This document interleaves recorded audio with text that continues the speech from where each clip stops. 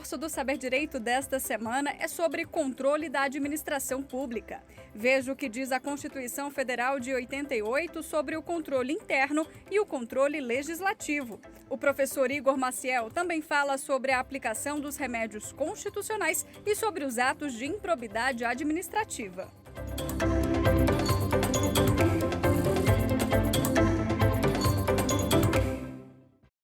Olá, meus amigos, tudo bem? Eu sou Igor Maciel, procurador do município de Porto Alegre, advogado e professor.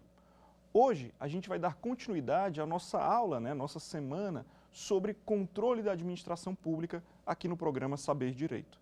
Na primeira aula, a gente falou sobre o controle da administração pública, especificamente sobre o controle interno e também sobre o controle externo a cargo do Tribunal de Contas. A gente falou sobre a súmula 473 do Supremo, falamos também sobre a atuação dentro do Tribunal de Contas, as competências, as responsabilidades do TCU. Hoje, a gente vai dar continuidade ao assunto falando do controle judicial.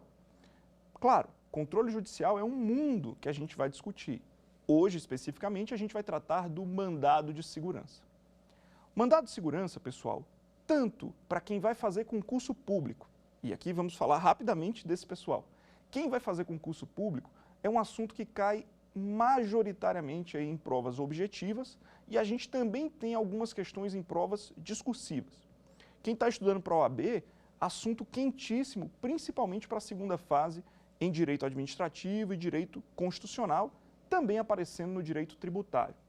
Agora, eu acredito que essa aula também é importante para quem está preocupado com o aspecto prático. Você que é advogado, você que é procurador, você que é defensor, as discussões envolvendo aspectos práticos do mandado de segurança também são bastante interessantes. Então, te convido para a gente começar abrindo a Constituição Federal no artigo 5º. O artigo 5º, pessoal, ele já traz o mandado de segurança como um remédio constitucional previsto ali no rol dos direitos fundamentais. Então, já queria te pedir para a gente abrir o artigo 5º e veja que no artigo 69, ou inciso 69 do artigo 5º, conceder-se-á mandado de segurança para proteger direito líquido e certo, não amparado por habeas corpus ou habeas data, quando o responsável pela ilegalidade ou abuso de poder for autoridade pública ou agente de pessoa jurídica no exercício de atribuições do poder público. O que isso quer dizer, meus amigos? O mandado de segurança, conhecido por writ, ele é um remédio constitucional previsto aí no artigo 5º da Constituição, regulamentado pela Lei 12.016 de 2009 e que basicamente é destinado a combater uma arbitrariedade de um agente público que não seja amparado por habeas corpus ou habeas data. Percebam, portanto, que a utilização do mandado de segurança é uma utilização residual. Eu analiso a situação concreta e me pergunto, cabe aqui habeas corpus? Não. Cabe aqui habeas data? Não. Então, vai ser a hipótese ou não de analisar o cabimento do mandado de segurança. O que chama mais atenção dentro desse conceito de mandado de segurança, previsto no próprio artigo 5º da Constituição, repetido de certa forma pelo artigo 1º da Lei 12.016, vou ler rapidamente, eu sei que é um pouco chato a leitura da lei, mas a gente precisa, até para poder se moldar e ter como uma continuidade na nossa discussão, o artigo 1º da Lei 12.016 diz que conceder-se-á mandado de segurança para proteger direito líquido e certo, não amparado por habeas corpus ou habeas data, sempre que, ilegalmente ou com abuso de poder, qualquer pessoa física ou jurídica sofrer violação ou houver justo receio de sofrê-la por parte de autoridade, seja de que categoria for e sejam quais forem as funções que exerça. Isso quer dizer, portanto, que o mandado de segurança, além de ser um remédio constitucional, previsto ali no artigo 5º, como direito fundamental, além de ser um remédio de manejo residual, quando o direito não for amparado por habeas corpus ou habeas data, além de ser destinado a combater uma arbitrariedade ou o justo receio de sofrer uma arbitrariedade do poder público, ele ainda só pode ser manejado quando houver direito líquido e certo. E aí vem a pergunta que não quer calar. O que seria esse direito líquido e certo? Muitas vezes a gente discute, né, e é até natural que a gente pense, que o direito líquido e certo é aquele direito fácil. É aquela questão que juridicamente é fácil. É aquela discussão que não há o que a gente discutir. Não, aqui não tem erro, né? Como a gente diria de forma informal, é pabuf, né? Eu li, já sei que ali tem um direito constituído. Mas isso não é verdade, meus amigos. O direito líquido e certo, segundo a doutrina, e aqui eu trago os ensinamentos, né, do meu eterno professor Leonardo Cunha, ele diz que o direito líquido e certo nem é direito, nem é líquido, nem é certo, né? Uma brincadeira muitas vezes. Porque quando eu falo de direito líquido e certo, na verdade eu estou falando do fato. Eu estou falando da matéria fática. Quando eu falo de direito líquido e certo, que enseja o manejo de mandado de segurança, eu estou falando, na verdade, que os fatos que eu estou alegando, os fatos que eu estou afirmando, estão devidamente demonstrados no momento do protocolo. Ou seja, o mandado de segurança exige prova pré-constituída, porque todos os fatos que eu estou alegando, toda a situação fática que eu estou colocando aqui na minha peça, na minha petição inicial, ela está devidamente demonstrada no momento do protocolo, devidamente demonstrada com prova pré-constituída. Isso quer dizer que o direito líquido e certo, portanto, é aquele que não permite dilação probatória. Ora, professor, eu tenho aqui uma situação, né, que uma autoridade pública, ou que faça as vezes de autoridade pública, praticou um ato contra meu cliente e eu quero impetrar um mandado de segurança. Mas, para que eu consiga demonstrar o meu direito, para que eu consiga receber o meu direito ali dentro do meu processo, eu preciso ouvir uma testemunha, porque aquela testemunha viu aquela determinada situação e ela vai provar. Ou eu preciso de uma perícia, de uma prova pericial. Meu amigo, então esqueça, não cabe mandado de segurança. Eu não sei qual é a ação que vai ser cabível, aí é outra discussão, mas que mandado de segurança não será, eu tenho certeza. Porque o mandado de segurança, como eu disse, é aquele que exige o direito líquido e certo, que exige a prova pré-constituída, que exige que todos os documentos que eu tenha para demonstrar os fatos alegados sejam juntados no momento do protocolo. Então, não cabe testemunha, não cabe audiência, não cabe perícia, porque toda a prova precisa ser documental no momento do protocolo, certo? Percebam, portanto, que o que interessa para fins de mandado de segurança, para fins de estabelecimento do direito líquido e certo, é a matéria fática, são os fatos que eu estou alegando. Esses fatos, portanto, precisam estar inteiramente demonstrados no momento do protocolo.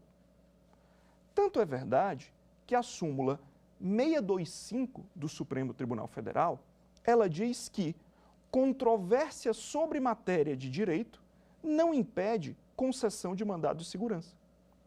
Ora, se o direito líquido e certo fosse aquele direito fácil, como a gente estava discutindo no começo da aula, né, hipoteticamente a gente estava pensando, vejam que a súmula 625 ela destrói esse nosso argumento.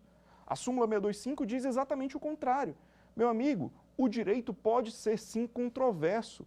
Eu posso sim ter discussões jurídicas em torno do mandado de segurança. O direito pode sim ter uma certa controvérsia. Isso não vai impedir a concessão do mandado de segurança. Lembrando, quando eu falo de direito líquido e certo, não é o direito fácil. Ele pode ser um direito controverso, sim. O que ele não pode ser é um direito que, para eu demonstrar os fatos, eu precise de instrução probatória. No mandado de segurança, o direito líquido e certo, ele exige toda a prova pré-constituída no momento do protocolo e de forma documental. Mas, professor, e eu posso discutir no seio do mandado de segurança a inconstitucionalidade de uma norma? Meus amigos, quando eu falo de mandado de segurança, eu tenho que analisar duas formas ou duas discussões. A primeira questão é que a própria lei veda a concessão de mandado de segurança contra a lei em tese. Então, até para não fugir da competência do Supremo Tribunal Federal, né, lá em sede de ADI, de ADC, eu não posso entrar com mandado de segurança contra a lei em tese.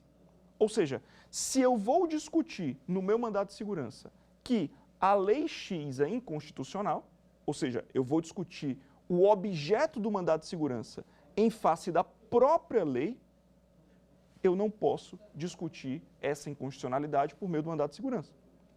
Ou seja, eu não posso discutir que a norma é inconstitucional como objeto único do mandado de segurança. Agora, lembra que é possível discutir controvérsia jurídica no seio do mandado de segurança? É sim possível. Então, vamos supor que um belo dia, vamos imaginar aqui algo inconstitucional, vamos imaginar um exemplo com uma atuação inconstitucional lá de um determinado agente público. Não sei, o agente público, eventualmente, ele editou uma lei que diz que para receber um recurso administrativo é necessário pagar R$10.000 antes. Mas existe o entendimento do Supremo Pacífico que eu não posso estabelecer o pagamento de qualquer depósito como condição aí como condição para receber o meu recurso administrativo. Uma coisa é eu impetrar o mandado de segurança porque eu, Igor, acho injusta e inconstitucional essa lei municipal, por exemplo, ou lei estadual. Então eu vou impetrar o mandado de segurança para dizer o objeto, declarar a lei inconstitucional. Isso é vedado, até para não agredir a competência do Supremo Tribunal Federal, né? É vedada a impetração de mandado de segurança contra a lei em tese. Outra coisa é eu, Igor, pessoa física, tenho um recurso administrativo para protocolar. E quando eu vou protocolar o meu recurso administrativo, o administrador nega o meu recurso porque eu não depositei os 10.000 com base na lei X. Perceba que a situação é diferente. A situação agora não é uma situação onde eu estou preocupado com a lei para não agredir o ordenamento jurídico para toda a coletividade, para todas as pessoas. Não, eu não estou preocupado com o meu vizinho. Eu estou preocupado aqui com a minha situação individual. Eu estou preocupado com o meu recurso que foi negado porque eu não depositei. Veja, eu não estou interessado em discutir a inconstitucionalidade da lei em tese. Eu estou interessado em discutir a inconstitucionalidade da lei para que o meu recurso seja recebido. Ou seja, no frigir dos ovos, o que eu estou interessado mesmo é no recebimento do meu recurso administrativo. Nesse caso, que eu vou discutir o objeto do mandado de segurança como o recebimento do meu recurso administrativo, eu posso sim discutir a inconstitucionalidade incidental da norma. Ou seja, o pedido do meu mandado de segurança vai ser: seja declarada a inconstitucionalidade incidental da lei X para que seja recebido o meu recurso administrativo, independentemente do pagamento de qualquer depósito. Percebam, portanto, que a inconstitucionalidade da lei como objeto do mandado de segurança não é possível. Não é cabível mandado de segurança contra a lei em tese. Agora, discutir a inconstitucionalidade da lei como condição ou de forma incidental para atingir o meu verdadeiro pedido, que é o recebimento do meu ato ou do meu recurso administrativo, sim, é possível. Essa discussão de que não cabe mandado de segurança contra a lei em tese, inclusive, foi estabelecida pelo Supremo Tribunal Federal na súmula 266. Eu peço que você abra o seu vade-mecum e grife: não cabe mandado de segurança contra a lei em tese, tá? Não cabe mandado de segurança contra a lei em tese. Mas, professor, aí eu tenho uma dúvida. Vamos supor que eu seja deputado federal. Estou lá no Congresso Nacional e o presidente da Câmara dos Deputados pauta um projeto de lei que ele institui a pena de morte no Brasil. Mas, professor, eu sei que a Constituição Federal diz que não cabe esse tipo de pena de morte, nessa situação, principalmente, que foi colocada lá, não cabe pena de morte. Não, essa lei é visivelmente inconstitucional. E foi pautado pela Câmara dos Deputados um projeto de lei flagrantemente inconstitucional. E aí? Será se pode o deputado, o parlamentar, impetrar o mandado de segurança no Supremo Tribunal Federal para que ele não venha a se sujeitar a um procedimento legislativo, a um processo legislativo flagrantemente inconstitucional? Nesse caso, não estaria, de certa forma, o mandado de segurança sendo impetrado contra a lei em tese? Não, meus amigos, não. Nesse caso, o parlamentar, ele impetra o mandado de segurança não contra a lei em tese. Ele impetra o mandado de segurança exatamente para discutir esse direito subjetivo que ele tem de não se vincular a um processo legislativo inconstitucional. Percebam que é sim possível esse controle de constitucionalidade, de forma excepcional, é claro, nas seguintes hipóteses. Se eu estiver diante de uma proposta de emenda à Constituição que seja manifestamente ofensiva a uma cláusula pétrea, ou quando eu tiver uma tramitação de um projeto de lei ou de emenda à Constituição que viole uma regra constitucional disciplinando o processo legislativo. Nessas duas hipóteses, o parlamentar vai poder impetrar um mandado de segurança para que ele não tenha que se submeter a um processo legislativo inconstitucional. Tranquilo? Pois bem, então a gente discutiu aqui uma situação bem clara, né? Não cabe mandado de segurança contra a lei em tese, né? Súmula do Supremo, inclusive, sobre isso. Mas vejam que a própria Lei 12.016 traz várias outras hipóteses de não cabimento do mandado de segurança. São hipóteses, meus amigos, que a gente vai precisar revisitar até para a gente poder entender a lógica geral do procedimento. Primeiro, a gente começa no artigo 1º, parágrafo 2º da Lei 12.016/2009. Não cabe mandado de segurança contra atos de gestão comercial praticados pelos administradores de empresas públicas, sociedades de economia mista e concessionárias de serviço público. Ou seja, o mandado de segurança cabe contra ato daquela pessoa que faça as vezes de agente público, de autoridade pública. Tudo bem. Mas percebam, meus amigos, que quando essa autoridade está praticando um ato de gestão, não vai caber o mandado de segurança. Como assim, professor? Vamos lá. Quando você estuda organização da administração pública, você vê que a administração pública ela pode criar entidades dentro da administração indireta que são pessoas jurídicas de direito privado.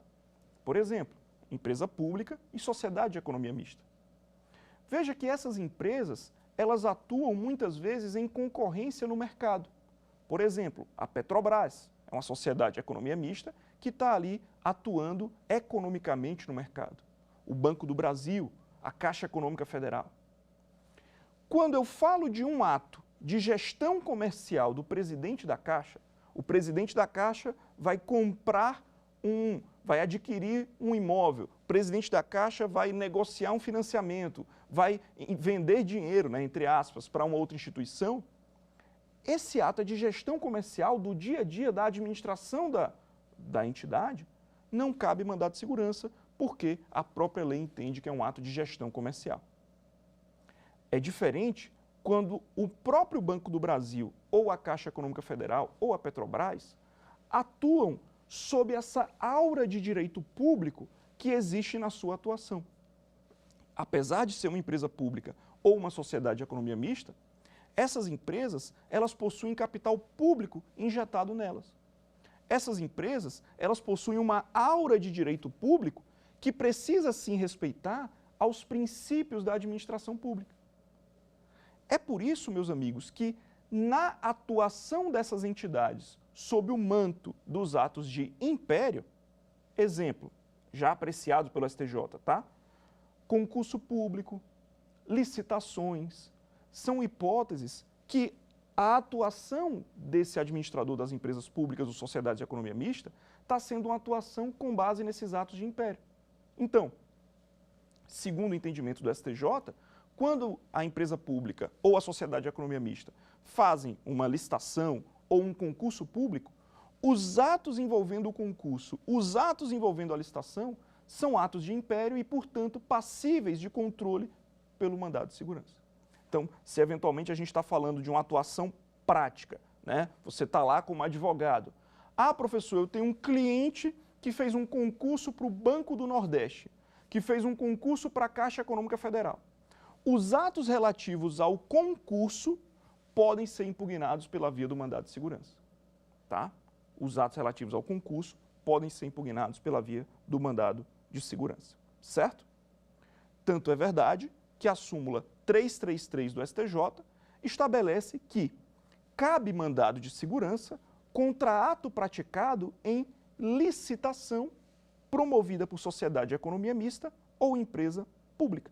É exatamente essa ideia, né? Se eu tenho uma licitação ou um concurso público, eu estou falando de atos de império da administração pública dessas entidades. Dando continuidade, nós temos ainda o artigo 5º da Lei 12.016/2009, que estabelece que não se concederá mandado de segurança quando se tratar de ato do qual caiba recurso administrativo com efeito suspensivo, independentemente de caução. Eu tenho ainda o inciso 2, que fala não se concederá mandado de segurança quando se tratar de decisão judicial da qual caiba recurso com efeito suspensivo. Ora, se eu tenho um recurso administrativo que eu não preciso depositar nenhum centavo para ele ser conhecido, e esse recurso já suspende o ato administrativo, é inócuo entrar com mandado de segurança. É por isso que a lei fala que não cabe mandado de segurança. Eu tenho lá um ato administrativo que está batendo na minha porta, me atingindo, mas um simples protocolo de um recurso administrativo suspende esse ato. Portanto, não vai caber mandado de segurança nessa hipótese, porque o recurso administrativo suspendeu o ato. Do mesmo jeito, o inciso 2, não cabe mandado de segurança contra decisão judicial que caiba recurso com efeito suspensivo. Exemplo, Justiça do Trabalho. O juiz do trabalho dá uma liminar em primeiro grau, não existe no processo do trabalho um agravo de instrumento para suspender essa decisão. Logo, a alternativa que cabe a nós advogados é impetrar um mandado de segurança contra essa decisão. É diferente do processo civil, que cabe agravo de instrumento. Então, se há uma liminar deferida por um juiz de primeiro grau e eu impetro esse mandado de segurança contra essa decisão e caberia agravo de instrumento, o inciso 2 do artigo 5º da Lei 12.016 diz que esse mandado de segurança não deve ser conhecido. Do mesmo jeito, se essa decisão judicial que eu quero impugnar já tiver transitado em julgado, também não cabe mandado de segurança, é o que diz o inciso 3 do artigo 5º. Certo? Mas, professor, eu entendi. Então, tem as hipóteses ali do artigo 5º da Lei 12.016 sobre o cabimento ou não do mandado de segurança. Tudo certo. Quando é que cabe, quando é que não cabe, beleza. Mas quem é que pode ser autor do mandado de segurança? Quem é que pode ajuizar o mandado de segurança? Quem é que pode impetrar o mandado de segurança? Essa pergunta é importante porque quando a gente estuda lá, por exemplo, a ação popular, só quem pode ajuizar a ação popular é o cidadão, a pessoa física com o título de eleitor. Só quem pode ajuizar a ação civil pública são os legitimados do artigo 5º da Lei 7347 de 85. Mas aqui, na Lei 12.016/2009, no mandado de segurança, quando eu falo de legitimidade para impetrar o mandado de segurança, a coisa é diferente.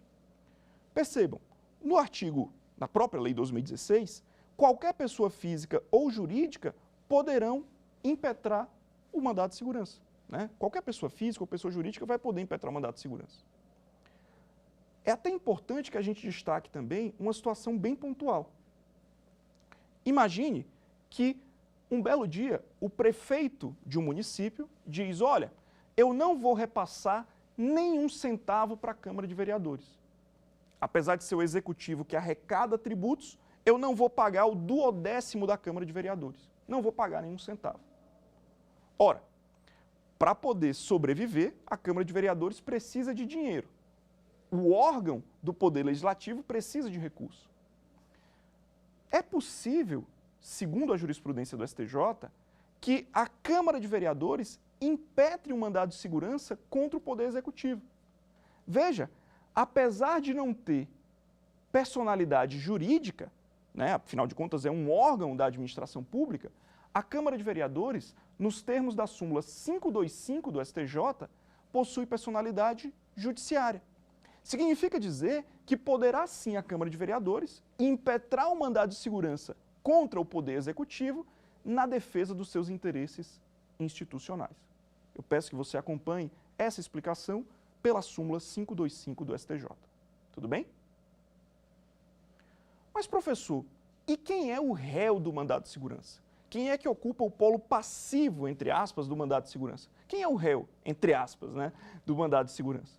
Seria a autoridade impetrada, seria o chefe do órgão, o chefe da pessoa jurídica, ou a própria pessoa jurídica. Essa é uma discussão que, de certa forma, ela foi extensa na doutrina. Imagine, o presidente do INSS ou o diretor de recursos... Vamos imaginar, não sei se você assistiu a aula passada, se não assistiu, convido você a assistir.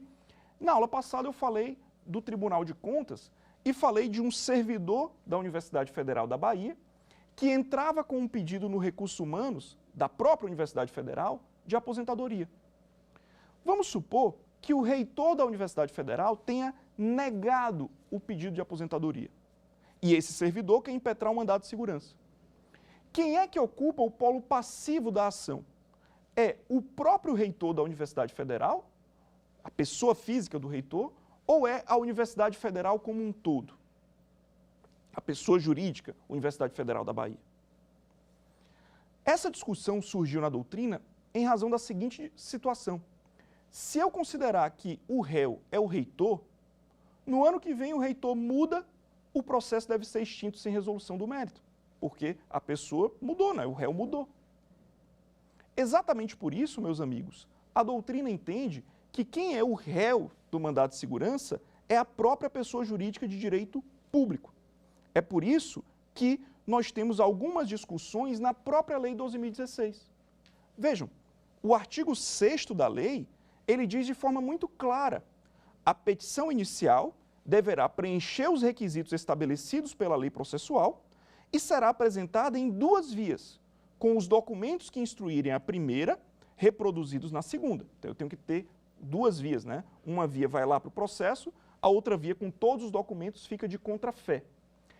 E indicará, além da autoridade coatora, na minha petição eu tenho que indicar, no meu exemplo aqui, além do reitor da Universidade Federal da Bahia, eu preciso indicar também a pessoa jurídica que o reitor integra, a qual se acha vinculada ou da qual exerce atribuições. Ou seja, na minha petição inicial eu vou colocar mandado de segurança em face de ato arbitrário praticado pelo magnífico reitor da Universidade Federal da Bahia, qualifico, integrante ou vinculado à Universidade Federal da Bahia. E coloco o CNPJ e por aí vai. Eu coloco os dois, é o artigo 6º quem está dizendo. E por quê? Porque se amanhã muda o reitor, a Universidade Federal da Bahia ela continua no polo passivo da ação. É até interessante, porque o artigo 7º da Lei 12.016, ele inclusive diz, olha meu amigo, ao despachar a petição inicial, o juiz ordenará, não é a citação, não é a intimação, não, ele indicará a notificação da autoridade impetrada, não para contestar, mas a notificação para prestar informações no prazo de 10 dias. E o inciso 2 diz, olha, além disso, precisará também o juiz determinar a ciência do feito ao órgão de representação judicial da pessoa jurídica interessada.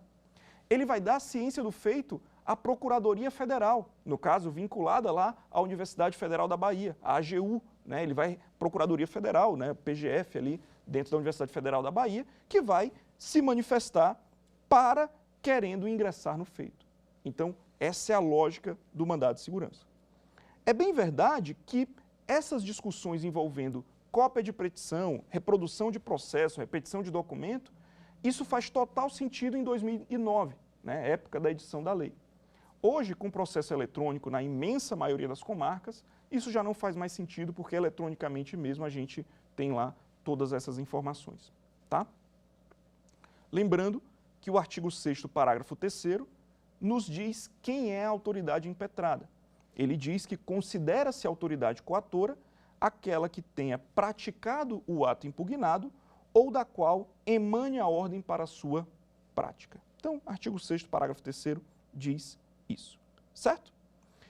Pois bem, professor, é até interessante que a gente discuta um pouco sobre a teoria da incampação. O que é isso? A gente discutiu que o réu do mandado de segurança, entre aspas, não é o reitor da Universidade Federal da Bahia, naquele meu exemplo. Seria a própria Universidade Federal da Bahia, seria a própria pessoa jurídica de direito público interessada. A pergunta, contudo, é a seguinte: e se eu vou impetrar o mandado de segurança, professor, e ao invés de apontar o reitor da Universidade Federal da Bahia como réu, eu aponto de forma errada o diretor de recursos humanos? Esse apontamento equivocado da autoridade impetrada deve exigir ou deve ter como consequência a extinção do processo sem resolução do mérito? Não. Eu preciso analisar o caso concreto. Exatamente porque o réu no mandado de segurança é a pessoa jurídica de direito público, eu preciso analisar o cabimento aqui da teoria da encampação. A teoria da encampação, segundo a jurisprudência do STJ, encartada na súmula 628, anote, súmula 628 do STJ, essa teoria estabelece o seguinte: se o réu no mandado de segurança é, na verdade, a pessoa jurídica de direito público, não faz sentido, num primeiro momento, eu extinguir o processo sem resolução do mérito apenas porque eu apontei o reitor quando deveria ter apontado o diretor de recursos humanos. E é por isso que, prestem atenção, abram o seu vade-mecum na súmula 628 do STJ. A súmula diz o seguinte: a teoria da encampação é aplicada no mandado de segurança quando presentes cumulativamente os seguintes requisitos. 1. É necessária a existência de um vínculo hierárquico entre a autoridade que prestou informações no mandado de segurança e a que ordenou a prática do ato impugnado. Ou seja, existe um vínculo hierárquico aqui no meu exemplo entre o reitor e o diretor de recursos humanos. 2. É preciso que a autoridade que preste informações, ela se manifeste a respeito do mérito nas informações. Ela não pode se limitar a dizer que não tem competência ou que não é parte legítima. E terceiro, eu não posso, com essa impetração equivocada, com esse apontamento errado do réu, eu não posso ter mudança na competência do meu mandado de segurança. Você sabe que o mandado de segurança ele tem a competência a partir de quem é o réu no procedimento. A competência no mandado de segurança, ela tem foro por prerrogativa de função. Então, a depender de quem seja o réu no mandado de segurança, eu vou ter uma mudança na competência. É o que a gente vai discutir daqui a pouquinho. Então, para que eu possa aplicar a teoria da encampação, eu não posso ter essa mudança de quem é o réu no procedimento. Pois bem, a gente começa agora falando dos aspectos formais do mandado de segurança. Primeira coisa, pessoal, o mandado de segurança, nos termos do artigo 23 da Lei 12.016, ele tem um prazo decadencial. Ou seja, do momento que eu tomo conhecimento do meu direito, do momento do surgimento do meu direito subjetivo, até o momento do protocolo do meu mandado de segurança, não podem ter passados mais de 120 dias. Né? O prazo para impetração do mandado de segurança é de 120 dias. Esse prazo, inclusive, o Supremo já considerou que é constitucional. Não há inconstitucionalidade em você limitar esse direito em razão de que você pode continuar procurando o Poder Judiciário com outras ações que não o mandado de segurança. Isso está na súmula, inclusive, 632 do STJ. É constitucional, lei que fixa o prazo de decadência para a impetração do mandado de segurança.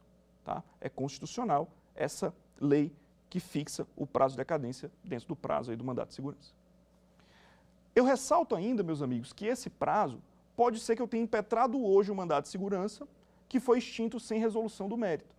Se esse meu mandado de segurança foi extinto sem resolução do mérito, o artigo 6º, parágrafo 6º da lei, diz que o pedido de mandado de segurança poderá ser renovado dentro do prazo decadencial se essa decisão denegatória não lhe houver apreciado o mérito.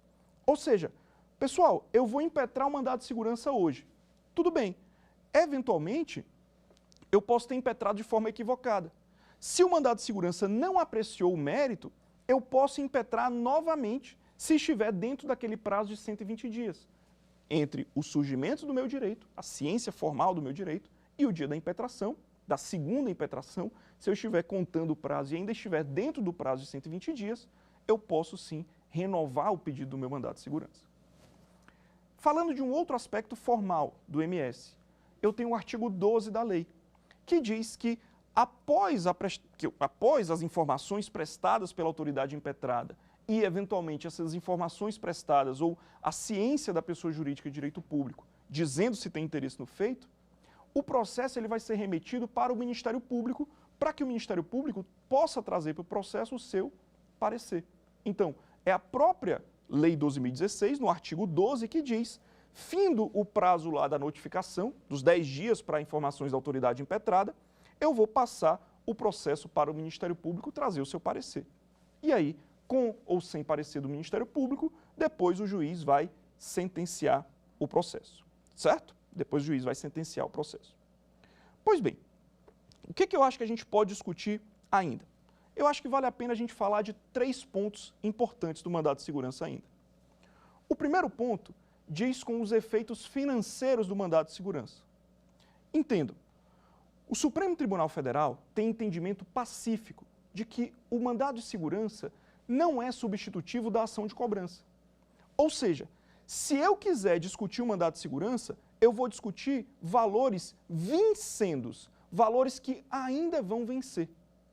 Eu não posso, no meu mandado de segurança, discutir valores vencidos. Exemplo, vamos supor que você esteja lá numa prova de concurso e a prova diga o seguinte: o seu cliente tem um contrato com a administração pública e a administração pública vai romper o contrato. Nesse rompimento contratual, a administração pública vai dever, tem 5 parcelas a vencer. Tá. Não há nenhuma parcela vencida. Eu posso, no seio do mandado de segurança, discutir as parcelas a vencer. Eu impetro o mandado de segurança antes de vencer a próxima parcela e eu posso sim, no seio do mandado de segurança, pedir o pagamento dessas parcelas a vencer. Tá? Eu posso pedir, não o pagamento das parcelas, mas eu posso pedir o não rompimento do contrato. E aí, se o contrato não é rompido, eu continuo prestando o serviço e, naturalmente, eu continuo recebendo. É diferente de ter 2 parcelas vencidas e eu discutir, olha, além das parcelas a vencer, eu quero também aquelas parcelas retroativas.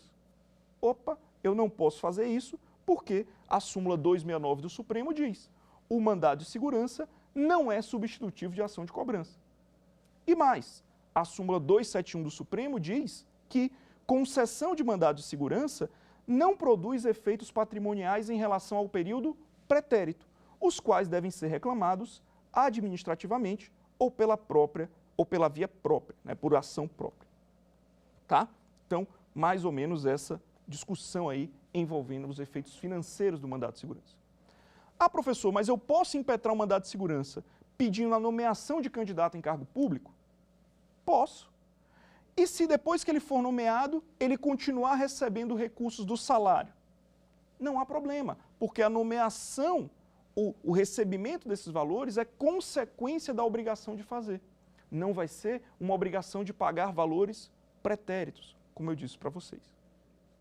Lembrando que no mandado de segurança já era algo positivado, assim, a gente já tinha várias súmulas sobre isso, não cabe o pagamento de honorários advocatícios, tá? Não cabe o pagamento de honorários, o que foi respeitado, repetido, reforçado pela Lei 12.016 no artigo 25, tá bom? Diz exatamente isso, que não cabe mandado de segurança. Tudo bem? E sobre a competência, professor? A competência, meus amigos, do mandado de segurança é algo que a gente precisa discutir. Entenda, quando eu falo de mandado de segurança, a depender de quem seja a autoridade impetrada, a depender de quem seja o réu, entre aspas, no mandado de segurança, eu vou ter uma modificação da competência. Porque aqui existe um foro por prerrogativa de função no mandado de segurança. Então, por exemplo, o presidente da República tem o direito de os mandados de segurança contra si impetrados, esses mandados de segurança serão julgados lá no Supremo Tribunal Federal. É diferente do governador do Estado, que os seus mandados de segurança não serão de competência do Supremo, mas de competência do próprio Tribunal de Justiça local. Essa discussão é interessante porque eu preciso olhar quem é o réu no meu mandado de segurança, quem é a autoridade impetrada do meu mandado de segurança, para eu saber exatamente quem será o tribunal, ou qual vai ser o tribunal competente para apreciar aquele recurso, ou para apreciar aquela petição inicial, né? Recurso não, aquela petição inicial, aquele remédio constitucional. Ora, isso está na Constituição Federal, meus amigos. E aqui, por mais que a gente tenha algumas dúvidas, por mais que a gente tenha algumas discussões bem genéricas, e muitos alunos me perguntam, mas é algo que está na própria lei na própria norma constitucional, né? Então não tem o que a gente discutir. Abram a sua Constituição no artigo 102 da Constituição Federal, inciso 1. Compete ao Supremo Tribunal Federal, precipuamente à guarda da Constituição, cabendo-lhe processar e julgar originalmente. Inciso 1, né, processar e julgar originalmente, a linha D. O habeas corpus, e o mandado de segurança e o habeas data contra atos do Presidente da República, da mesa da Câmara dos Deputados e do Senado Federal, do Tribunal de Contas da União, do Procurador-Geral da República e do próprio Supremo Tribunal Federal. Ou seja, quando eu digo na súmula 248 do Supremo que o ato praticado pelo TCU é de competência no âmbito do mandado de segurança do Supremo Tribunal Federal, né, se eventualmente é competente originariamente o Supremo Tribunal Federal para mandado de segurança contra atos do TCU, se eu estou dizendo isso na súmula 248, é porque a própria Constituição Federal diz isso no artigo 102, inciso 1, a linha D. Então, professor, eu vou impetrar um mandado de segurança contra o Presidente da República, Supremo Tribunal Federal, está aí. Mas é um mandado de segurança contra ato do Ministro da Educação. É Supremo Tribunal Federal? Não, não está aqui. Se não está nessa competência do Supremo, então não vai ser o Supremo. E vai ser que tribunal, professor? Aí você abre o artigo 105 da Constituição, inciso 1, a linha B, que aí ele já fala da competência do STJ, de processar e julgar originariamente os mandados de segurança e os habeas data contra atos do Ministro do Estado, do Comandante da Marinha, do Exército e da Aeronáutica ou do próprio Tribunal. Ou seja, se eu vou impetrar um mandado de segurança contra ato do Ministro da Educação, a competência é do STJ. Se eu vou impetrar um mandado de segurança contra ato do TCU, a competência é do STF. Se eu vou impetrar um mandado de segurança contra ato do Procurador-Geral da República, STF. Isso não vem da minha cabeça, isso vem do próprio texto constitucional, que fala da competência a depender de cada autoridade impetrada. Professor, mas eu vou processar, eu vou impetrar um mandado de segurança não contra ato do Ministro da Fazenda ou do Ministro da Economia.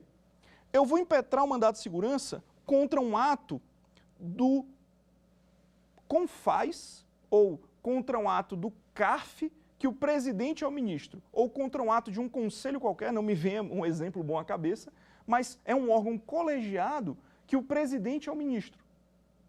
Tudo bem, não é ato do ministro.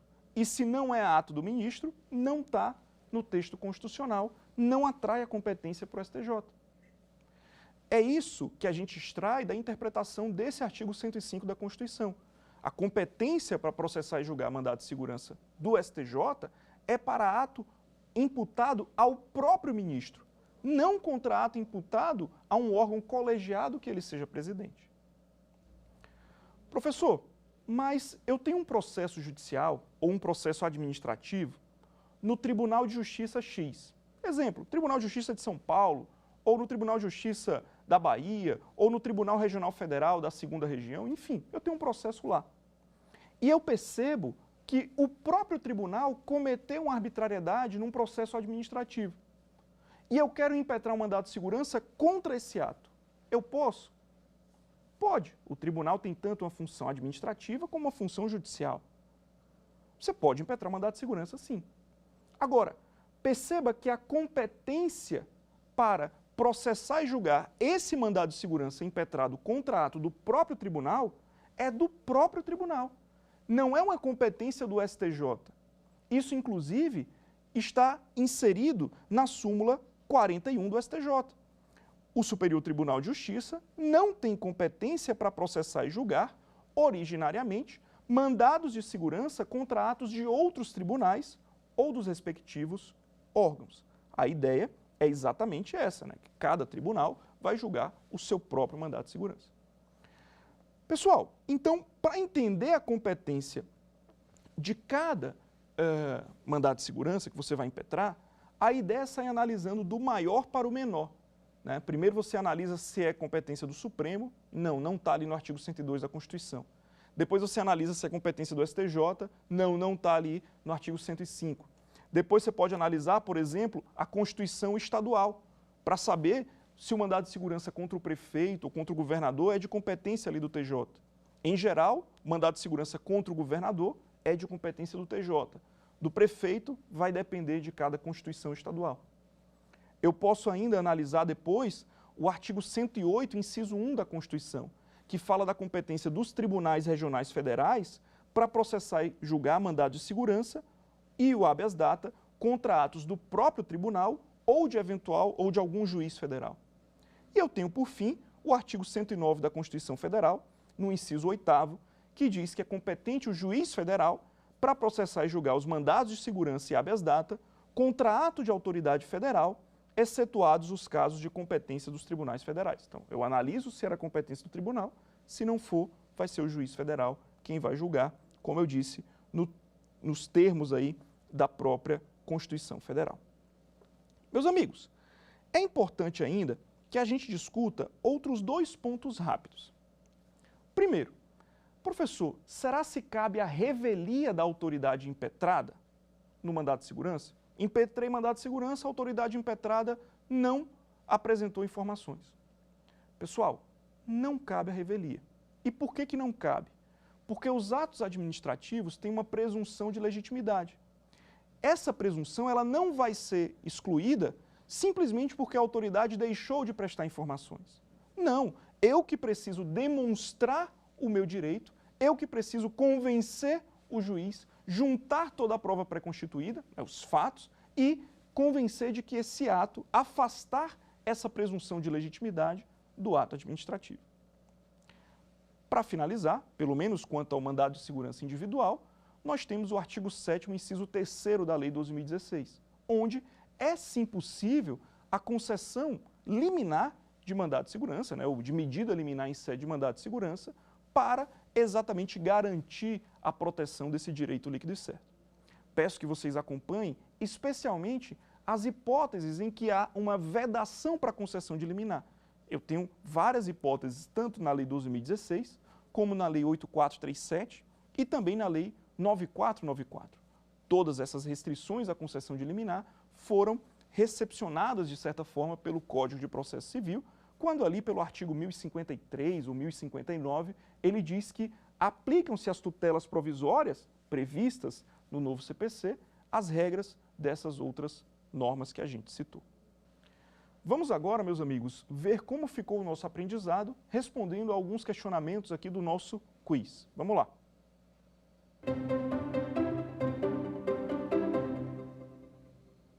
A primeira questão aqui do nosso quiz, ela diz o seguinte: o direito líquido e certo, na opinião da doutrina, é aquele A, cuja matéria fática está inteiramente demonstrada por prova pré-constituída.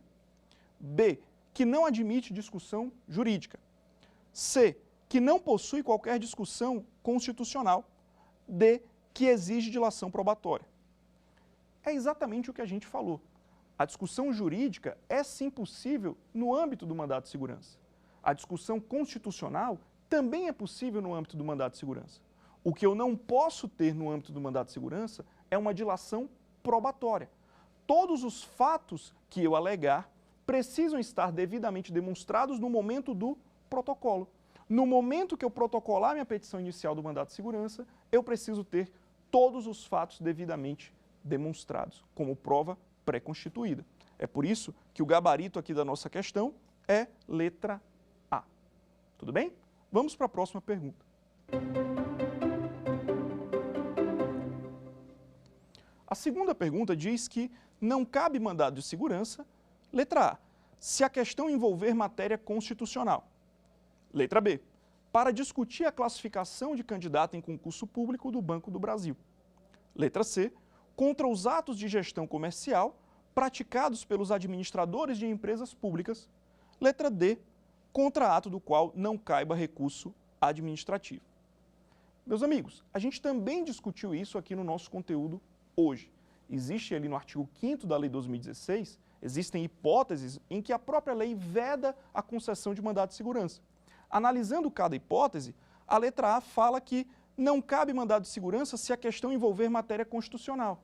Falso, cabe sim. Controvérsia jurídica, inclusive constitucional, não impede a concessão de mandado de segurança.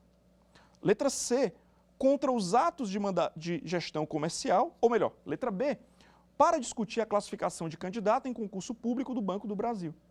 Lembra que o concurso público é um ato de império praticado pela entidade? Então, de fato, eu não posso ter mandado de segurança contra atos de gestão comercial praticado por empresas públicas ou sociedades de economia mista. Mas contra uma licitação ou um concurso público, eu posso sim ter mandado de segurança. Então, com essa explicação, está falso a letra B e verdadeira a letra C. Uma acabava anulando a outra. A letra D diz que não cabe mandado de segurança contra ato do qual não caiba recurso administrativo. Falso. Cabe mandado de segurança, sim. Não vai caber mandado de segurança se o ato tiver um recurso administrativo com efeito suspensivo. Vamos então para a nossa terceira questão de hoje.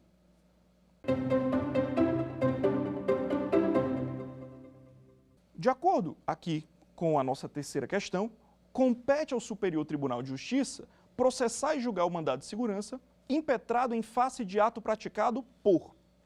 Aqui a gente está falando da questão da competência. Vamos lá. Letra A, desembargador do TJ de São Paulo. Letra B, presidente da República. Letra C, Tribunal de Contas da União. Letra D, ministro da Educação. A discussão é uma discussão constitucional. De acordo com o artigo 102 da Constituição, que a gente comentou, cabe ao Supremo Tribunal Federal processar e julgar o mandado de segurança impetrado em face do presidente da República e do Tribunal de Contas da União.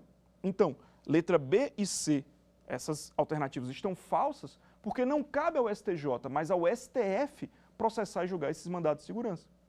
E o ato praticado pelo desembargador do TJ de São Paulo deve ser revisto à luz do mandato de segurança, pelo menos em termos de competência, pelo próprio TJ São Paulo, não pelo STJ. O gabarito, portanto, ficou a letra D, que é exatamente o que diz o artigo 105 da Constituição Federal, Cabe ao STJ processar e julgar mandados de segurança impetrado em face de ministro de Estado. Tranquilo? Vamos agora, então, fazer um resumo do que a gente aprendeu hoje. Em resumo, o que a gente discutiu hoje é que o mandado de segurança é um remédio constitucional destinado a proteger direito líquido e certo de forma residual, quando não cabível habeas data ou habeas corpus. Que o direito líquido e certo é aquele que os fatos estão devidamente demonstrados no momento do protocolo. Logo, cabe sim mandado de segurança se eu tiver apenas uma controvérsia de direito ou se eu tiver uma controvérsia constitucional.